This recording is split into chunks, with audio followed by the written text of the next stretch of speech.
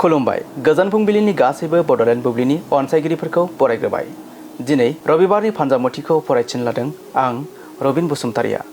फान्जामुथिनि गिबियाव दं मेष राशि। आद्रा थानाय खामानिखौ लासै लासै फोजोबनो हागोन। वृष राशि। खरसायाव एसे बारायनो हागौ। रां थिसननायाव सांग्रां जानांगोन। मिथुन राशि। गोसोआरि सुखु मोनगोन। साख्रि आरो फालांगि मोननायावबो मुलाम्फा जागोन। कर्कट राशि। खामानियाव लुबैनाय फिथाइ मोनगोन। गोदान बिबानफोर मोनगोन। सिंह राशि।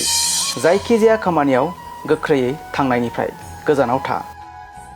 कन्या राशि। दिनैनि साना नोंथांनि थाखाय गोदान सोलोंनाय आरो खाबुफोर लानानै फैगोन। तुला राशि। रांखान्थियारि थासारिया जौगागोन। नखरजों मोजां सम बारहोनो हागोन। वृश्चिक राशि। नोंथाङा खाफालनि आबुं हेफाजाब मोनगोन। रांखान्थियारि मुलाम्फानि गोख्रों मिजिं दं। धनु राशि। खामानियाव मावख'गिरिफोरनिफ्राय हेफाजाब मोनगोन। गोदान खामानि जागायनो खाबु मोननो हागौ। मकर राशि। नखरारि जिउआव गोजोन आरो सुखु थागोन। फालांगियाव मोजां मुलाम्फा जानायनि मिजिं दं। कुम्भ राशि। मोजां मोनलायनायनि गेजेराव नागारलायनो हागौ। गोसोआव जोबोद दुखु मोनगोन। आरो मीन राशि। रांखान्थियारि मुलाम्फा जागोन। मोजां मोनलायनायनि जिउआव अनलायनाया बांगोन। दिनै सानसेनि राशि फरायथिनायाबो एसेनोसै।